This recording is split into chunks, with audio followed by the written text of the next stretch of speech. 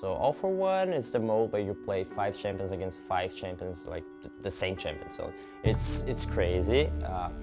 We play competitive, but I have no idea what kind of strategy we're gonna use. I don't know what's good and what's not. But I'm sure we're gonna talk about it and see what crazy combos we can pull off. Eğlenceli olacaktır ya. Herkesin tryhard olacağını düşünmüyorum. Çünkü aynı şampiyondan 5 tane iki takımda da hani komik durumlar ortaya çıkacaktır. Ama yine de kazanmayı oynayacağız tabii ki. I know that Smurf played the most at this mode, and still we didn't ask each other what we will play. So when we will get to that mode, we will just ask everyone, what do you want to play this champion? Okay, let's go. I don't have a specific champion in mind that's what's best for one for all, but I think tanks with a lot of base damage is really, really strong. Because of All for One mode, maybe if you have, let's say, 5 Luxes, you just have 5 lasers, or you're constantly just throwing out binds, that'd be extremely obnoxious. En iğrenç herhalde Blitz'e veya Lissandra'ya karşı oynamak istemezdim. 5 tane. Yani hepsinin bir anda üstüne bindiği vesaire. Hele Lissandra böyle her yer stun, her yer buz falan. Hiç çekilmez.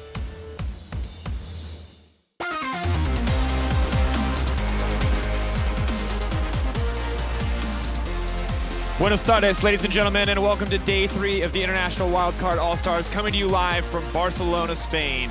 After 2 days of competition, Team Fire is lit and have secured their victory as a group, guaranteeing 3 spots on Championship Sunday. But Team Ice isn't burnt out yet. Whichever region rises to the surface will also compete tomorrow in an attempt to freeze out anyone who faces them for that coveted spot in All-Stars next week. Good afternoon, I'm Daniel Cifa Dracos. Joining me at the desk is G2's Alfonso Mithi Aguirre Rodriguez, as well as Indiana Frosker in black and Andrew Vedias Day. That was good. That was got it? We good practiced Mithi's name a lot.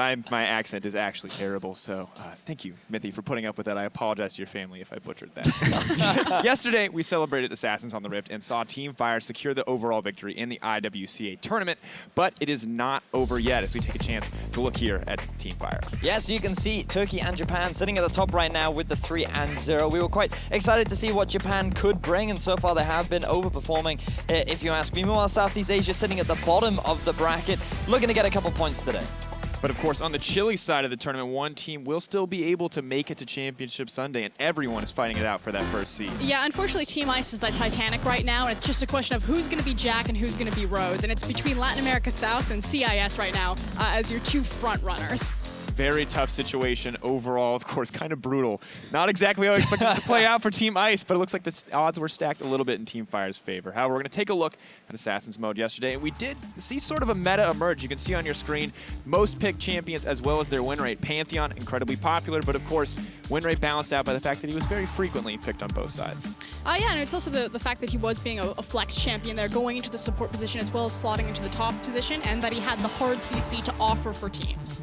Additionally, of course, Kha'Zix coming up as sort of the premier jungler there. You can see the 100% win rate at over 3 picks, and pretty exciting to watch. Yeah, but when you're flanked between Rengar and Shaco, it's not a tough race to begin with. Now, the difference between Rengar and Shaco is that Kha'Zix is just going to offer a bit more early game pressure. Rengar, of course, needs post level 6 before he really starts taking off. Well, and of course, the final thing that we did see in that Assassins mode was kind of the evolution of the mid lane meta. Initially, we pretty much all agreed that it was going to be all about LeBlanc all the time. However, it was Diana that was the real surprise pick. Yeah, that's what I thought too. I thought LeBlanc was going to prevail there and it was going to be the best champion, but people seem to like to play Diana into LeBlanc, and you could see here in that clip there where Diana just 2-shots everyone. So it just felt like Diana was the go-to after all, and then people started using the mind games and picking the Kassadin blind pick into the Diana, and it worked out too. Yeah, so definitely seeing that meta develop, and of course we will see more Assassins mode again tomorrow, but looking ahead to what we've got in store today, it's going to be all about one for all. Starting off the day with 4 one-for-all matches, it will be Southeast Asia versus Latin America North, Oceania versus Brazil, Turkey versus Latin America South, and CIS versus Japan before moving on to our final set of 1v1s, Oceania versus Southeast Asia. And again, the teams that you're really looking at today are going to be Southeast Asia, who are playing first, because again, they're trying to scrape into that final 3rd seed, as well as CIS and Latin America South. Personally, I'm looking at Oceania. Hopefully they can get themselves a win on the board fairly regularly when it comes to international competition. They can't quite scrape out a win, but with one-for-all opportunities, maybe they can get one there. They got some 1v1 opportunities as well as the one-for-alls. But first up, it is one-for-all, a motto traditionally associated with the Three Musketeers. But we here at the IWC have smacked it into the Rift and made it a game mode. Each team will choose a champion, which every player on the team will play. Builds are not restricted, so we expect to see some pretty creative stuff over the next few games. A lot of Courage of the Colossus as well. And the big thing to watch out for is that we can get 10 of the same champion on the Rift. Yes, there can be mirror matches, which introduces some very interesting micro mechanics. Definitely going to be curious. Of course, we took the time to theorycraft a little bit ourselves. You saw in the feature a similar story for a lot of the Fire and Ice teams. But Mithy, you had an idea. You had an idea of what was going to be OP in this game mode. Why don't you share with everyone? Yeah, my go-to, I think, was Estral. I think that Estral can be played in every role, has strong early game, strong scaling, and it just felt like the most basically the go-to pick for every team that wanted to actually win in this mode.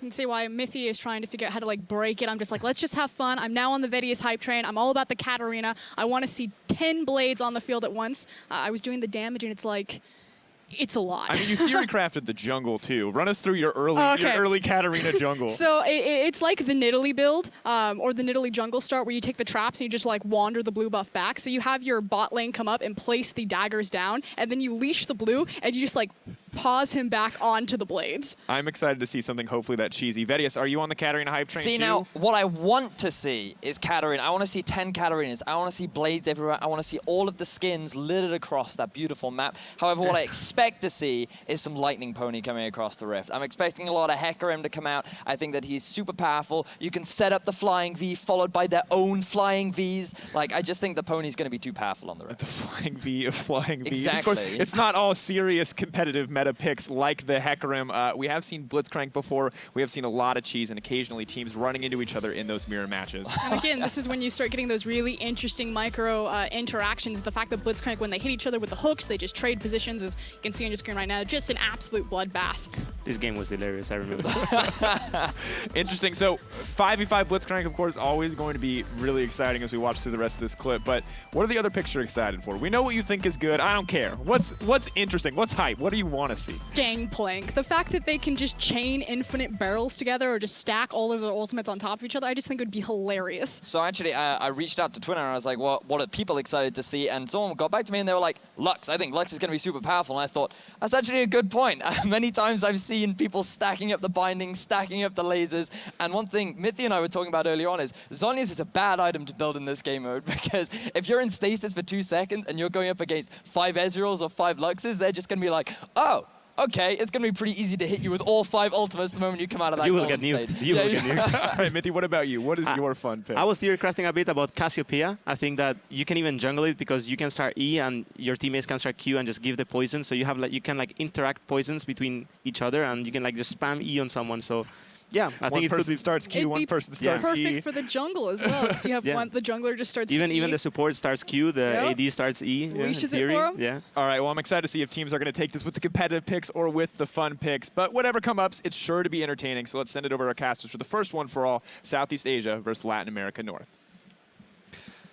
Thank you, Siva. I'm Matthew Stewart, and joining me on the casting list is James Stress O'Leary, and we're about to go into the first one-for-all match here today. We've heard from the analyst desk. They're excited for a couple of picks. What are you excited to see here? Oh, there's some fun ones. I mean, when we look at things, I'm thinking 10 Talons just running all over the place like a parkour squad. We had the Cassiopeia. They even missed out one of the funniest things. It's possibly the most OP strat is just like 5 sets of grounded, and you can never, ever get away, or a ring around someone. It'll be great. We'll have to see if one of those picks comes up later on in the match. We're kicking off IWC Day 3 with a bang. Southeast Asia will be taking on Latin America North. And this is a very important game, because if Latin America North win, that means Japan and Turkey will end up locked into the final day bracket. So very important game, because if Latin America North want any chance to make it to tomorrow, they have to win this game. And you can also see Southeast Asia, they're currently fighting with Brazil for that final spot from Team Fire, so they have to kind of pick up the win here, and also later on in the day against Oceania if they want to be the ones that advance for Team Fire. Let's go through the rosters for this match. It's going to be starting with Team Fire's Vietnamese All-Stars from the GPL. Up in the top lane, it's going to be QTV. Levy will be heading into the jungle. In the mid lane, it'll be OP Optimus, with the AD carry support being Celebrity and Ron OP. There's a lot of OP in the names there. We'll see whether they can be OP on the the rift because they have to face down their opponents representing Team Ice Latin America North. In the top lane is Porky. In the jungle is Oddie. Mid lane, Sia. AD carry is Evan RL with their support Nazul.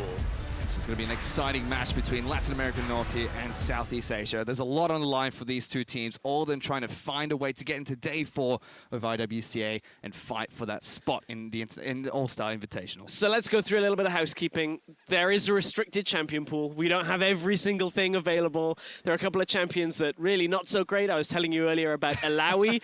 I once went into just a regular one for all and was like, this is going to be great. There's going to be tentacles everywhere.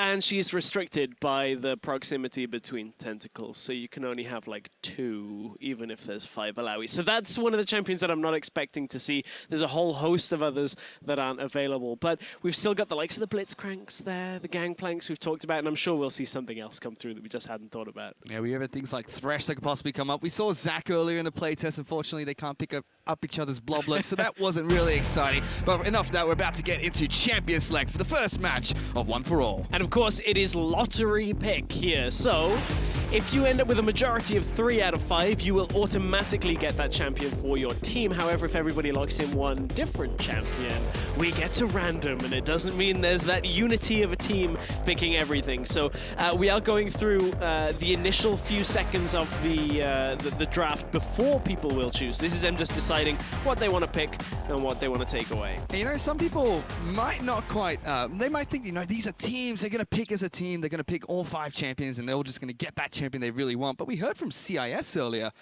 they were saying how they don't quite know what they want to play yet, and they're just going to go into the match itself and pick what they want to pick right there and then. So there's a possibility we could get that lottery pick coming out. There is a possibility. I'm just kind of laughing. You alluded to a playtest that we were doing earlier just to make sure everything works. There was like 5 Threshes. That's kind of a scary thing. The Lux that was being talked about. Everybody's talking about Ezreal. That is the one pick. Everybody's saying, this is the one. It's going to be played time and time again. And I don't really want to see 10 Ezreals 4 times today. I really want something different. Well, who knows? There is that possibility. I mean, like you said, can build absolutely everything. In fact, we've seen him play tank before as well, but we're back into Champion Select, and they're already looking to pick something up. It seems like Southeast Asia know exactly what they want to play here today. Now, here's one I hadn't thought of. Rise, 5 Realm Warps. You can just be anywhere on the map. Now, the Lee Sin is what you're alluding to, and so there's not too much analysis to go into One for All, but melee champions have one heck of a drawback in that you cannot really siege. You have to kill and then dive and hope you kill them with enough health that you can take towers down. So it looks like we're going to have Graves versus Lee Sin. You can even see Evan RL, he's locked in. Rice like, guys, I want this, but 0% chance he's getting that because Graves has been locked in for Team Ice. Graves against Lee Sin. My goodness. This might be the least useful set of smoke grenades ever seen. Ah, dear. Well, I mean, Southeast Asia are just going to go ham for this entire game. Southeast Asia do love their Lee Sin. I mean, they had SOFM, who was famous for his Lee Sin. Levy's had a few good games on it so far at IWCA, so big shout out to the junglers from Southeast Asia here. But, I mean, think about it on the other side. The LATAM North team, 5 collateral damages. That execute damage, if somebody, like, steps out of line, it's going to be like the broadside of a ship firing off. Oh my goodness. And Graves, you know, he's a champion that's been seen playing in quite a few roles. We've seen him in the jungle, we've seen him top lane. You know, he can be played as an AD carry. That's what people thought he was going to be after the rework, kind of.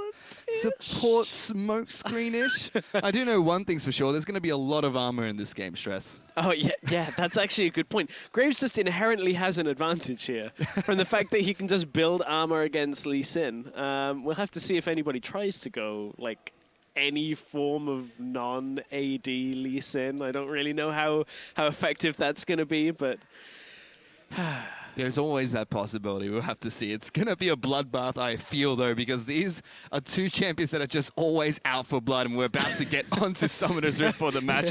Head over to @LOA Esports to vote for your favorite team to win here. Use the hashtag SEAWin or the hashtag LANWin. So you'll see it when we load in. This is going to be a lot easier to tell who is on the LATAM North team because Southeast Asia have all gone for Muay Thai Lee Sin. Good luck with this one, Fish. This is going to be interesting. Oh, dear. Oh, my goodness. We're getting on to Summoner's Rift for the first one-for-all match here. Just look at him run out in a straight line. The Muay Thai Lee Sin's already stressed. Oh, you're never going to know. The best camouflage. This is it's like Attack of the Clones at this point. And I think I was talking to you earlier about this. When I like to commentate, I like to talk about the champions themselves. So now it's like, oh, there's only one on each team. Oh, no, don't start this. We got some biscuits. That's... They're all just laughing. Oh, dear. SEA. This is going to be a fun game, I think. To stack as 5, they'll never know which one's the real Lee Sin. Team Ice is They currently spot a QTV. stacked up. They don't know. They've checked one brush. Oh, They're going to they're go going. out. Look at all the Qs coming out from both. They all missed. missed. But none of them decided to go in. They all missed. You got to fan them out. Spread out. Everybody fire at a different angle and you'll start catching them. You can't fire it all in one line. Oh, we can take a look at the starting items here. I mean, Triple Doran's Blade on the side of Team Fire. They have a Targon's Brace, seems like we have a support, Lee Sin from Ron OP. Both of them have a jungler. The rest of the Graves just have picked up all their Doran's Blades. It would have felt pretty bad for Nazul if he was in a game as Graves and they're still like, no, you need to start Ancient Coin. you need just to give us mobility. Uh-oh, here we go. Oh, no. I hope you remember the 5 Ds of Dodgeball here. Dodge, duck, dip, dive, and dodge. Oh, Ron OP clearly missed that message because he just takes a chunk of damage there. This is going to be fun. Just the number of Qs, the sonic waves coming out. I'm looking forward to as we get a couple of items. Well, we just got a chance to take a look at the Keystone Masters as well. Thunderlords for every single Lee Sin. For the side of the Graves, they've got 2 Thunderlords and 3 Warlords Bloodlust for the 3 carry lanes. Now, I wonder how SEA are going to play this. Are they going to do like the circle of safeguards where you just kind of dance around in a circle for a while? Or is it going to be the case if they kick one person back and they conga line him all the way back into their base? Just constantly kick them in a straight line, get them back, and just pick off one Graves. Well, that is a definite possibility for the Lee Sins here. I don't know whether it's the best strat because you've just used 5 ultimates and like everything else on taking out one person. If you kill somebody, then that's kind of worth it. Yeah. As they say. Kind of. You can see the difficulty of playing Lee Sin in lane against a ranged champion here. Yep. In all 3 lanes. Yep, bottom lane is having a little bit of a difficult time. They're keeping up in CS quite nicely to start things off. We can already see Ron OP's burnt through his health potions after the initial chunking he got at level 1. Levy trying to make his way towards the mid lane for a gank on towards Saya. Optimus now going to try and chase him down. He safeguards over towards the ward. Does get the slow down, but Saya does get behind his minion wave. Levy was trying to hold on to the Sonic Wave just until he gets into the lane so he could maybe try and follow up after a flash or a quick draw, but wasn't to be. We didn't really note on the summoner spells too much yet. C is actually running teleport from the mid lane as well, so a little bit of extra map presence for these Graves. We'll see how they can end up getting into the lane. This could be a tricky spot because if you sit under the tower bot side, could be a tough one. Levy's going back in though. Optimus has hit that Q. Now Saya forced to flash away into his minion wave again, so Levy returning into that mid lane. And meanwhile, we were watching Oddie down in the bottom side at the same time. If Celebrity and Ron OP stay under this tower, they have a fair amount of mobility, but remember that Q will detonate instantly if it hits the tower. So if they stick in the wrong spot, they've spotted out Oddie. He should be fine. Oddie does move the Grump camp. The Krug camp back in towards the brush just so he can take it out without being spotted. He does make his way down towards the bottom lane. Levy's down here as well just to kind of defend this turret it seems. Smoke screen's going to come out, deny some of the vision, but they should be able to farm up AOK. In fact, Celebrity ahead in CS against Evan RL. Yeah, and just purely because of how the wave was kind of shoved in, Evan had to be very careful. Optimus now, if he was 6 with Ignite, he would 100% go for that. Just from having the QR damage plus the Ignite would be enough to kill Sia there because there's no flash, so can't avoid the ultimate, but only at level 4, so not able to go through. And here's Sia's laning advantage. Well, not lane advantage, map advantage with that TP. Used the teleport to get back into his lane, has picked up 2 longswords as well as a couple of health potions for himself. You can see Optimus has gone back to base, got himself boots, as well as another Doran's Blade. Everybody is going to go Thornmail at this rate. Like, just everybody. We're going to have a lot of Dead Man's Plate in this game. Just stack armor, and eventually people just won't die, and I guess the Graves will just push the lanes slowly and win push at like 50 minutes. GPL team here has a lot to do to try and get in on this one, because with that range advantage in the early game, it's definitely helping the Graves out. But so far, Latin America North not being able to do too much. Seiya's going to quick draw in towards his turret, make sure Optimus takes a hit before he gets back into his lane. And Optimus isn't doing a bad job, considering he's even on CS, even despite that teleport coming through. So holding at a decent spot. And the Lee Sins have started to kind of catch up a little bit on a lot of the farm game. Nazul, smoke grenade will catch both. Oh, that's the double cancel. That's satisfying. Perfect smoke grenade from Nazul. He's got back into lane, has three long swords for himself. You were mentioning we're going to see a lot of Thornmail. I think before the Thornmails come out, just going to see a lot of swords. Yeah. Between all these carries on both the teams. That's true. A lot of swords, which I don't know how that works with a shotgun, but apparently it does. I mean, he's got 2 bullets. He just puts 1 long sword into each of the chambers, fires those out.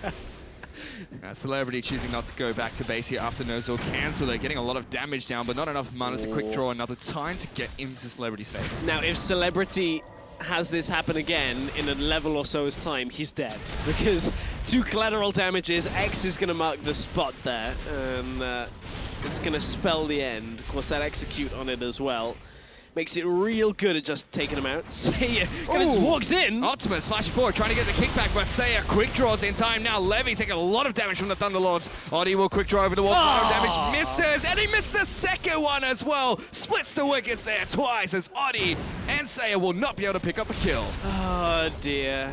That was, as you said, between, splits the wickets. I'm not good with cricket. Something about a googly woogly at that point, but tower's nearly down in the bottom lane. Evan RL's got to be careful. He's taking a lot of damage from the turret there. Ron OP able to micro his way out of a lot of the damage that came up from the 2 Grays, but that bottom lane out of turret incredibly low. Optimus now going very aggressive on towards Oddie. Managed to land the Sonic Wave. See, this is the one. If he had the kick now, that would be when he's going in with that Ignite.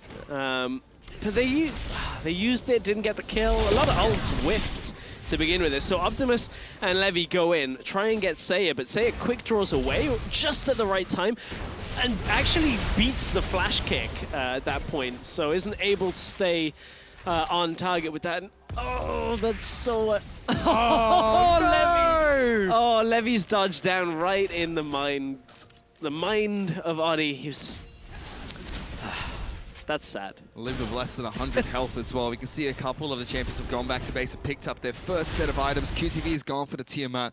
You see the Caulfield's Warhammer being picked up by Levy in the jungle. Optimus yet to go back to base for his second back, still sitting on his double Doran's Blade. We would see the Phage being picked up by Celebrity in the bottom lane. Optimus again being very aggressive towards Seiya, but Oddie is waiting in the wings with red buff. Levy's here as well. Hits the Sonic Wave, decides not to follow up against the Team Ice opponents, but Oddie now taking a lot of damage. Ooh, Q's going to come out and deal quite a bit of damage down over towards Optimus. There's the ultimate. There's the kill. As now there's action in the bottom lane. QTV will kick back near Azul. There's teleports coming in, but they're quickly cancelled. Evan RL's trying to get the heck out of there because Levy's down here. Gets the kickback, gets the Sonic Wave. And it's 2 kills for the GPL team in the bottom lane. Despite the TP presence being for Team Ice, it's actually the 4-man down in the bottom side that ends up picking up 2 kills. So 2-for-1 trade overall. That was an important sequence because you can see how low on the minimap the health of that blue tower in the bottom lane is. So it was an important save on that. Oddie, gotta be careful, didn't get the kick.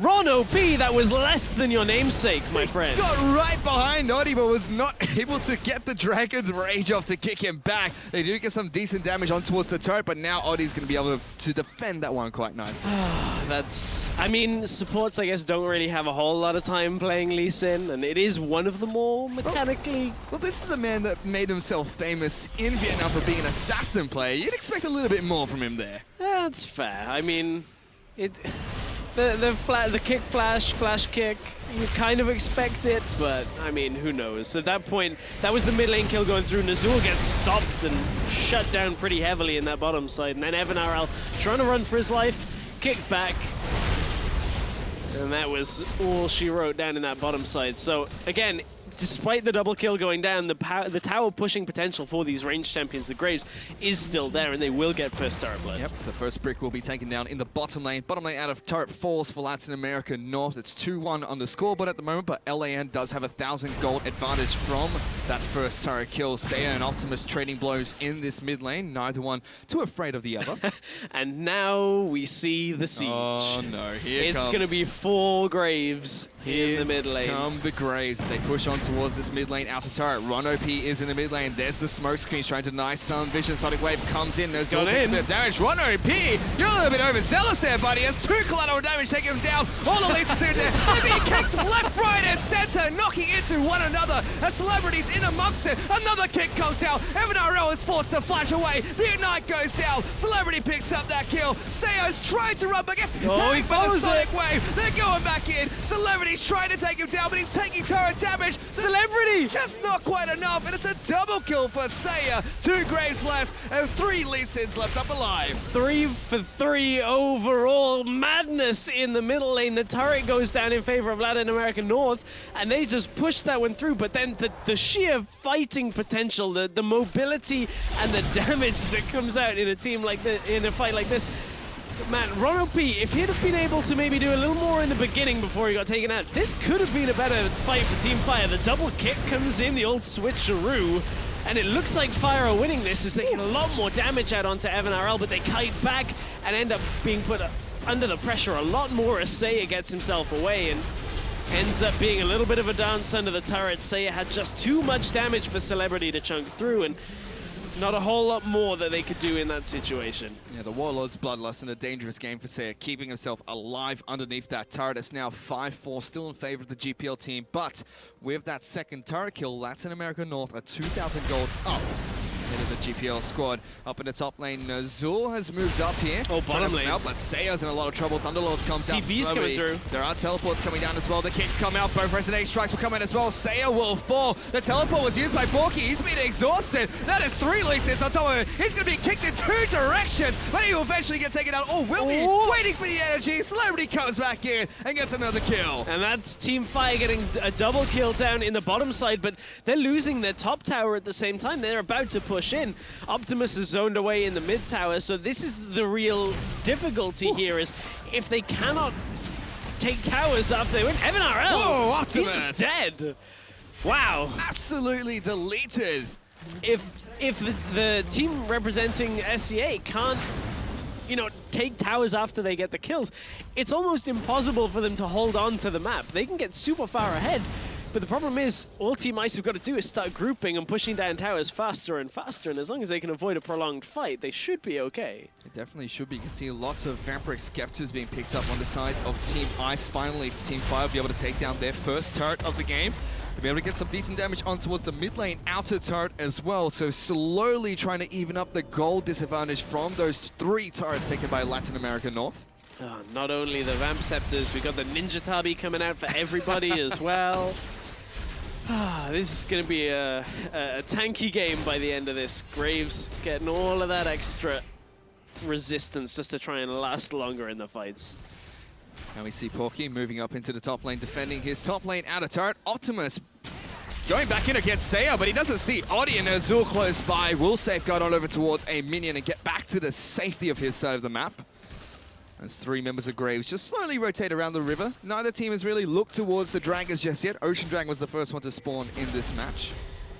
I want to see more collateral damage lineups. That's what I want to see. I want to see just the barrage go off, the 21 gun salute at that point. I want to see more multi-direction kicks, because that was really interesting to watch. You know, you fly halfway in one direction and suddenly change and go to the left. There is a lot to watch when that's happening. I'm going to be honest, when you're looking at like what is happening in a team fight and 5 people just fly in different angles, it's not the easiest thing to keep a track of. It's definitely not, but it is a very beautiful sight to behold. It's the first dragon of the game will fall to the GPL squad. They pick up the Ocean Dragon here.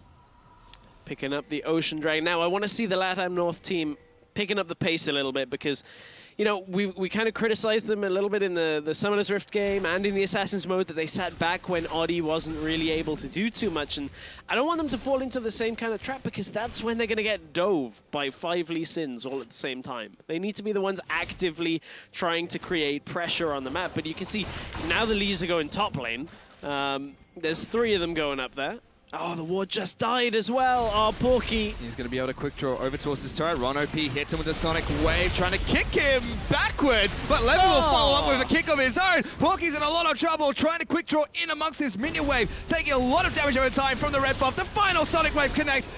The damage will be just enough for Levy as they take down Porky, but Oddie is a little bit angry. Meanwhile, Celebrity and FLICKR going toe-to-toe. Collateral damage will come out. Celebrity is going to be able to kick him backwards. The Unite is ticking. One more attack's enough, but he doesn't even need to do just that as he looks at him, and FLICKR will fall down. And in these small-scale fights, you can see the LATAM North team are just struggling to kind of match the pressure when it comes to 3 people diving top lane. The rest of the team's kind of moving from mid to top side to rescue him, but it's not in enough time, and that leaves FLICKR in a lot of danger down in the bottom lane. Despite having Death's Dance completed already, just gets taken out. 1 versus 1 by Celebrity, who just walks right through him. Meanwhile, Optimus and Oddie, they fancy a fight here. Not much energy left for the Lee Sin. Collateral damage is going to come out, but the end of the line is not going to come back and hit Optimus. Needed another auto to come through on that one. So this is Nazul in the middle lane. Did Optimus just walk in and kill him? We didn't see this on the main screen, or is it Optimus going too far? Oh, the Ignite got him. The Sonic Wave, maybe if the Ignite hadn't got him, would have been enough if it was on target. Well, still Latin American North, they're 3 turrets up to 1, but they're now behind in gold. The GPL squad have some outer turrets to take down if they can get a couple of kills on over towards Team Ice's side of the map. The mid lane outer turret is incredibly low. Ron OP trying to walk away from 3 graves here that are slowly scaring him out of the river. Yeah, that's a pretty scary sight. I'm not gonna lie. Nazul, I don't know really whether they want to take that Q. There's a lot of those minds telling me no situations in this game where you got 4 graves in front of you. Oh, that's a big kick coming out from Optimus. Knocks 1 Graves into 2. Quite a bit of damage coming out there. But they're just going to push the mid tower through. They're probably going to end up losing some damage on bottom tower, but TP comes through to hold it. Yeah, Porky actually teleporting in towards the bottom lane. Now Levy trying to get a flank over here. Oddie's incredibly low. Kicks him into Oddie. Gets the Sonic Wave as well, but he's been exhausted. Not going to follow up with the resonating strike. But a nice flanking play there. Meanwhile, Porky's being caught up by Celebrity. He's going to be able to quick draw over the wall, but a quick flash comes through by Celebrity to chase him forward. Hits the Sonic Wave. Flash away from Porky. He's trying to heal up. It doesn't connect, and he's out of energy. Porky's going to heal. He's heal up. He's got so much life steal from that death stance. Celebrity just has to run away. Seiya now in a lot of trouble. He's been exhausted. Thunderlords is going off. He's trying to get back towards his turret. Going to be able to dodge 1 Sonic Wave. Will get slowed down by the cripple from Optimus, but Seiya somehow escapes that one. This is a ridiculous game. It is all about kiting, the Lees not being next to the walls, the Graves moving back, trying to quick draw away and lifesteal himself back up before they die. Nazul! Oh, they flash it forward, but the Sonic Wave is going to connect with FLICKR. Doesn't hit the low health Graves. Seiya now trying to jump back in. Ron OP safeguards towards a minion. They do not decide to use their collateral damage there. Well, FLICKR had his ult, but not confident in the damage that he was doing, because they've all gone Death Stance first. It's not exactly the most high damage item. They've gone for survivability over the ability to just kill. And everyone on their team has decided to do just that, except for Oddie at the moment. Yeah, Oddie's gone for the red smite, trying to just duel a little bit. Seiya, gotta be careful. Bit of trouble. Gets kicked back into Celebrity. The alley-oop from the GPL team as he picks it up with his own Dragon Rage. Oh, that was a sweet double kick. Just comes through. Oh, QTV. He's going to knock FLICKR into a Sonic Wave. Levy's gone here, but Nazul's there. Pops the pellets into his face. Now that's the Graves that are chasing on towards the Lee Sins. A little too deep on that play.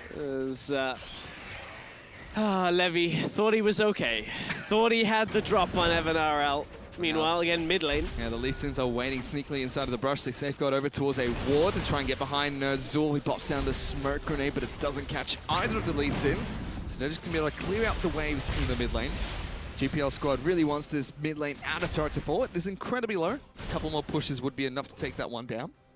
Yeah, a little longer, though, on that time before it goes down. I'm being told that Optimus is living up to his team, well, his nickname. He's currently got around 35% of his team's damage done.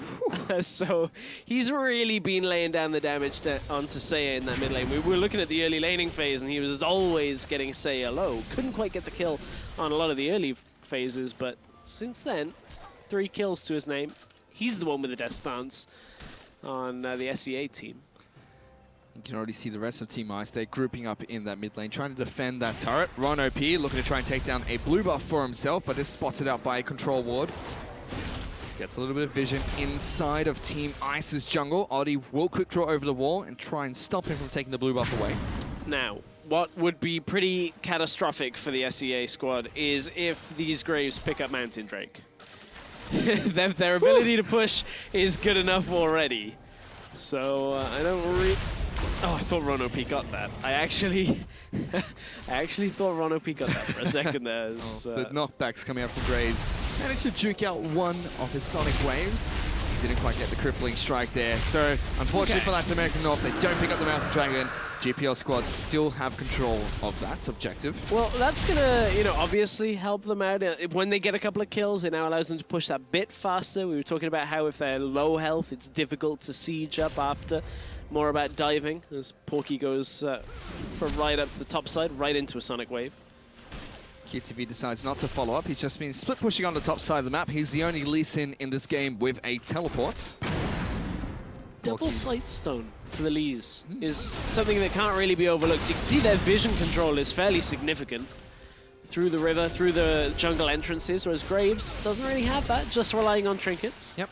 See the rest of the Lee Sins that are not picking up side stones, pick up a lot of control wards so they can continue to safeguard over behind their enemies. QTV and Levy now on the top lane. QTV is going in, trying to get behind Porky. Does, knocks him back. Now Levy's there, kicks him into a wall, hits the Sonic Wave. Porky's trying to life steal, but it's not enough. Levy picks up the kill. Did a decent job at least to hang on, but mid lane is where the real damage is being done because down goes the tower, and with the vision control that these Lees are going to have, it suddenly becomes a lot more dangerous for the Latin American North team to start moving through their own jungle here. If they can't de-ward the areas using control wards, they can't establish enough vision control at the same time to be able to know where the safe spots are. Well, again, Ron OP moving down in towards the bottom lane. Evan Ariel has not spotted him out. Like you said, not much vision coming out from them just yet. Optimus will land a Sonic Wave, decides not to follow up. Oh, he does, he's got in. Actually, does go in, kicks Evan Ariel, uses the heal, gets the second Sonic Wave. Optimus gets a solo kill against Evan Ariel. Even through the summoners, goes right through. Evan Ariel just cannot stay alive in this game. 0-5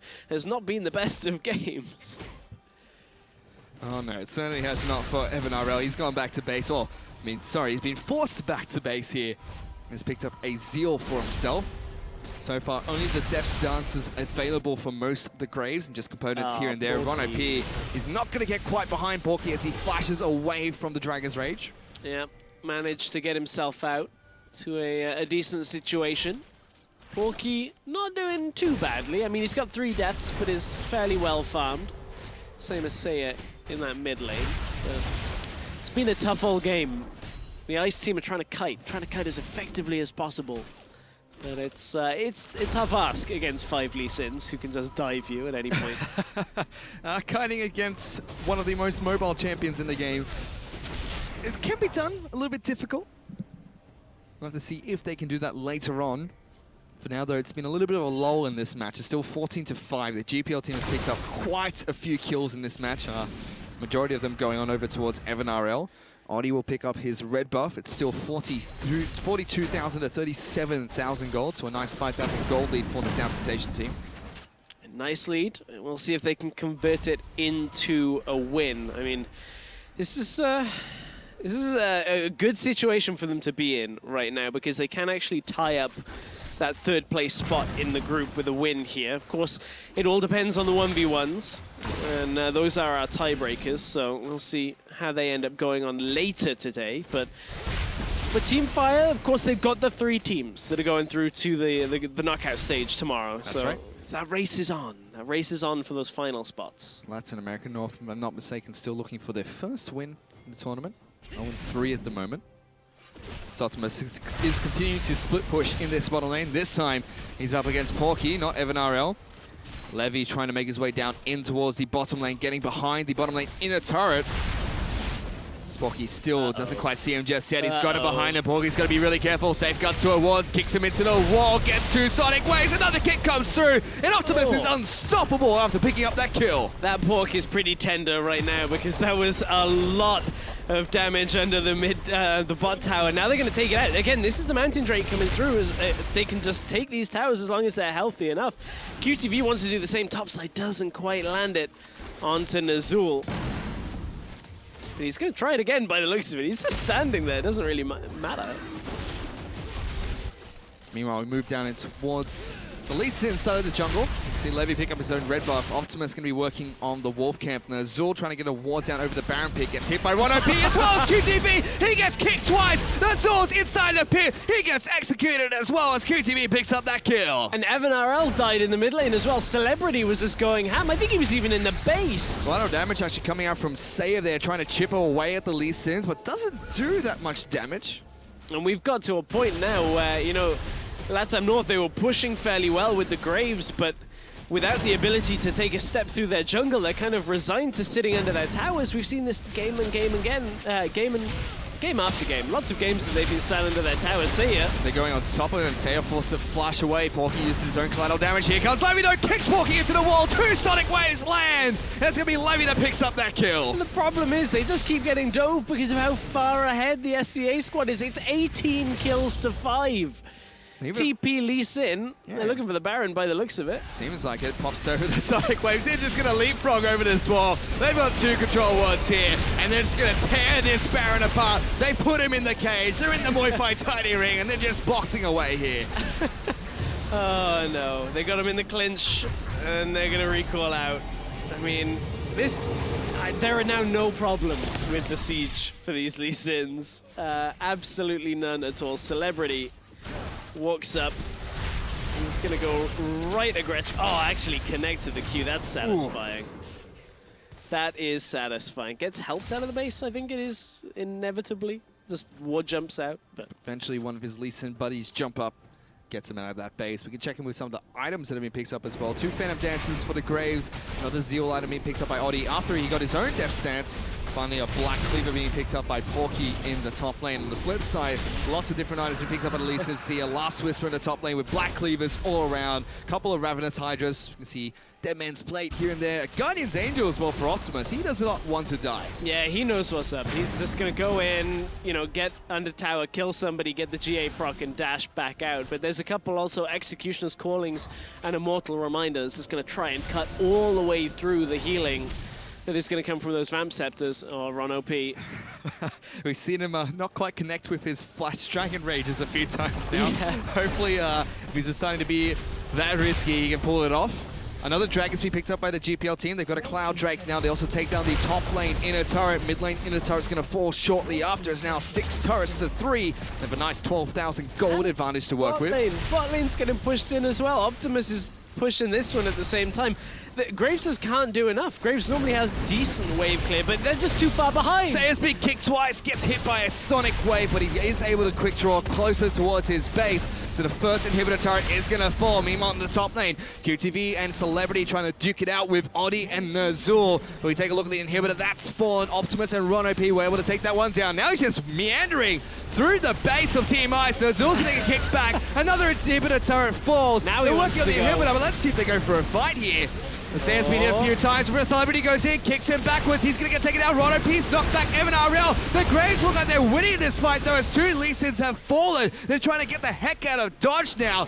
Maybe not. They might want to go back in for this one. Optimus going to kick Porky. Nazul jumps on. He's going to go down. Porky's trying to kite away. Has to flash away from the 3 Lee Sins. Levy won't connect with that final Q, but Optimus does. He goes deep into the base. QTV's trying to run away, but Oddie does get the shut down. But he's in front of 2 Lee Sins. Levy kicks a whop. Optimus will safeguard over towards him. Oddie's going to use the heal. It's been ignited. Levy picks up the kill. Evan RL, he's out of mana, and they're just going to be able to take him down for the double kill. That's 4 for 3 trade. 4 for 3. Porky's going to try and do anything he can to hold through, but in Levy goes. He's trying to get as much damage as possible. That's the second inhibitor to fall in this match. Lots of respawn timers for the Graves here. Only Nazul up in the next second or so. This might be all 3 inhibitors falling here from one swift push from the Southeast Asian team. And you can see Optimus has done such a good job with that GA as well. Was able to keep himself alive through all of that situation. Didn't even get it procced. But this is the difference between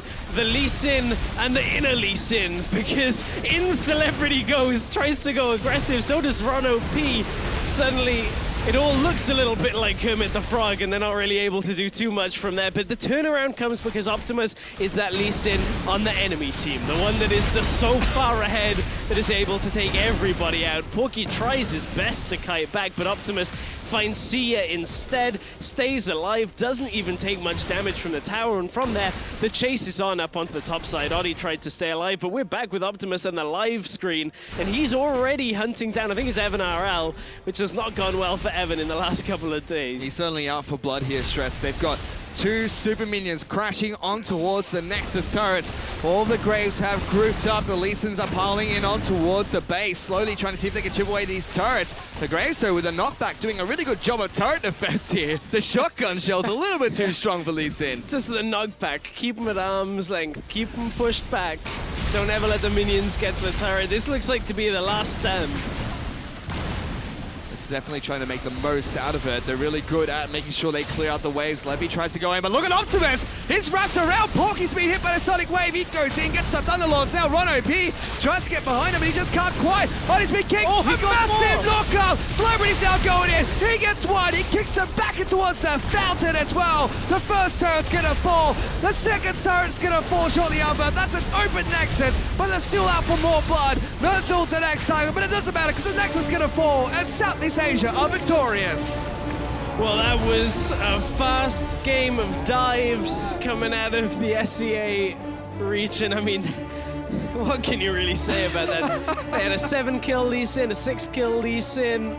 That was a pretty convincing game. As soon as they got a lead, the tower pushing game did not matter for Team Ice. They just couldn't stay alive long enough to push towers out. They didn't have vision control. And it really looked like they're going to have a lot of trouble sieging in that match too, but just the Lee Sins being able to wrap around, kick someone out, quickly kill someone, and then go back in was pretty brilliant to watch. It was a little unfortunate for Team Ice. A lot of presence put down in that bottom lane. They would have liked, you know, a successful sequel of Evan Almighty, but nobody really told him that that wasn't so much of a box office hit, and he just got smashed. The team weren't there to help him. Nobody could really pick up the pieces, and they lost all sense of vision control.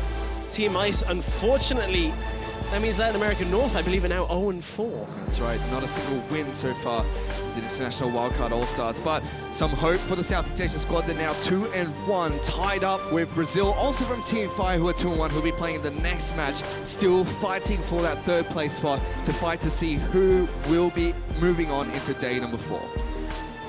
It's a tough week for Team Ice. It really has been.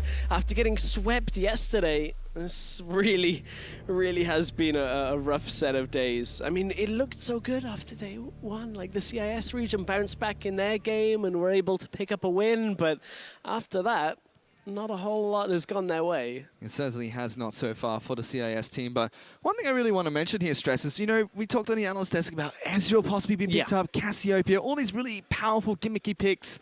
We didn't mention anything about Lee Sin or Graves here, and that's the first 2 champions we see in the day. Yeah, which is a fun change. I'm glad we actually saw something different. Hopefully in our second game we'll see another couple of champions come out. We'll be able to get into that second game shortly, but first, for more on that victory, Hingers is with GPL's Optimus. Thank you, Fish. I'm here right now with GPL's Optimus. First of all, congratulations on the win. And secondly, I want to ask about this Lee Sin pick. You've got Levy on your team, who's a Lee Sin expert. What was your thought process in deciding which champion you guys were all going to go with? Okay, chúc mừng chiến thắng ngày hôm nay ha. Thì bên team mình á, tại sao pick Lee Sin vậy? Vì bên mình có Levy là expert về Lee Sin á. Thì có phải như vậy không hay là như thế nào? Lựa chọn Lee Sin thì đó là thứ nhất là do cảm tính của cả đội rằng là vị tướng Lee Sin là vị tướng mạnh nhất, và cũng như là ở trong đội thì có tới tận 3 người là chơi tốt được vị tướng Lee Sin. Yeah, so it's just the feeling of the entire team saying that Lee Sin is the strongest champion for GPL. Out of the 5 of us, 3 of them play Lee Sin pretty well, so yeah. I want to ask then, were you worried about anything? Were you concerned about potential counter picks to the Lee Sin then? Em có sợ bị counter pick với Lee Sin không? Tại vì cũng đã tính được hết rồi thì ở vị tướng Lee Sin thì nó phụ thuộc vô việc mà mình làm tốt hay là tệ, chứ không phụ thuộc quá nhiều vào việc bị counter, vì Lee Sin là một tướng cơ động cũng như là toàn diện. Yeah, so it's all calculated actually. So we know that Lee Sin is a very strong one, a very well-rounded champion. So yeah, it matters more on how you perform as a champion more than the counter pick. Sure. And finally then, this afternoon you've got your 1v1s versus Oceania. Can you give us a sneak peek? Are you comfortable? Are you confident? Are you worried? How do you feel going into the match? Thì chuẩn bị tới là mình sẽ đánh 1v1 với Úc. Thì em có suy nghĩ sao về này? Em lo sợ hay em tự tin hay như thế nào? Cũng khá là hồi hộp, bởi vì đây là trận đấu quan trọng, nhưng mà cũng rất là phấn khích khi mà gặp lại những đối thủ mà đã từng gặp rồi. Yeah, so pretty nervous, but also very exciting. It's a very important match, and he's glad that he's gonna meet them again. So. Yeah, excellent. Well, thank you so much for your timing. Best of luck with your match this afternoon. It's now time to throw it over to Sifa at the desk to break down Lee Sin versus Graves. Thank you very much, Hangers. Of course, an interesting first game to be sure. Now, Graves, Lee Sin didn't show up on any of your initial picks in any factor. Care to explain, Analyst Desk? Okay, listen, Queen Lasifa. We made a terrible, terrible mistake. I picked Katarina. I completely retract that. Lee Sin was clearly the best choice. And we didn't even get, like, the ultimate, like, penta kick. Can you just imagine if they just make it, like, a hexagon of Lee Sins and just kicked everyone into each other? I think you mean a pentagon, but good geometry there. We added extra ones. We were all in the caster room during the game, and we were all sitting there being like, why are they picking Lee Sin? Lee Sin, this is a free win for Graves. There's nothing that the Graves can do. Like, the range champion, super tanky, gonna outscale the Lee Sin like Lee Sin's done so. And we were just like, yeah, what's he gonna do? Like, sure, he can have fun interactions. Then we get into game, and then we see Lee Sin like kick into kick into kick into kick. Like, oh my God, this champion is broken. And don't worry, ladies and gentlemen, we'll have a chance to look at some of those kicks. But let's start with some of these early plays. Honestly, from the beginning, it felt like the Graves team could just not get anything in their favor. Honestly, I think the big thing to highlight here is how tanky the Lee Sin is, right? Because from the get-go. Yeah, just watch this. Like, look, he's just so tanky. You can't do any damage to him. Just unbelievable how much damage he's able to sustain. Absolutely ridiculous. Levy, of course, the sidestep king in that circumstance. But guys, I mean, it is one for all. And I think this is, an experience we should share on the desk. So for this next replay, which was an absolutely insane fight, I'd like you all to break it down simultaneously, if you don't mind. Okay, so this guy's gonna go for a kick as you right can here. See from the flank, there's the Lee Sin. Look at how tanky he is. Look at the Levy. Look at the Levy. Oh, beautiful. Go! All right, I'll just let you stop there. Clearly, none of you are comfortable talking over each other. We're not play-by-play. I understand. I'm putting you. The replay keeps going. Both Lee Sin suicide now. Look. They get baited by Graves. What a wonderful, wonderful. No, this was the progression of it backstage. Like, Mithy started this out, he's like, this is dumb. Graves is gonna beat them, he's way OP for them. And then as it, like, progressively got worse and worse, he's like, and then he's like, Lee Sin's OP. Lee's OP, it's done.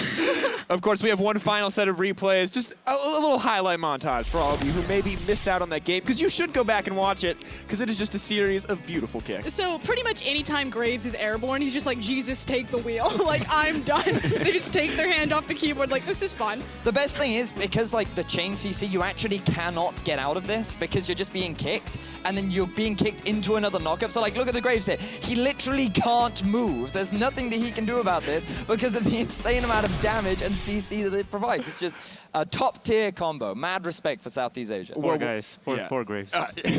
Maybe Lee Sin is the new top-tier pick. We'll see as the day progresses. But with Southeast Asia All-Stars taking out our first match today, let's take a chance to look now at the standings.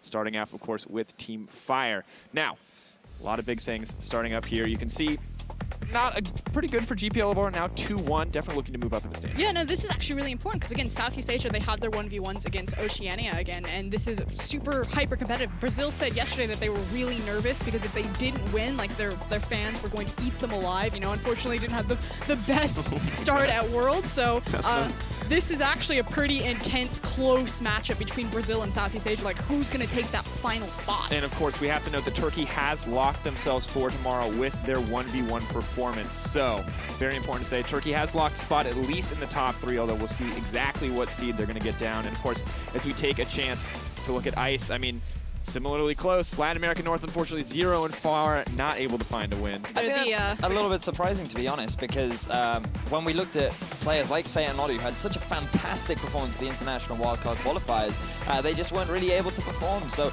I imagine they had an insane amount of fun, though, because I know we did casting their games. Absolutely. Of course, remember that ties are broken by the 1v1, so Southeast Asia will get a chance against OCE later today. But we're going to take a quick break. Next, Oceania is desperate to get a win on the board to keep them in contention for tomorrow. We'll see if they can do it when they face off against Brazil from Team Fire when we come back. No puns that time? No puns.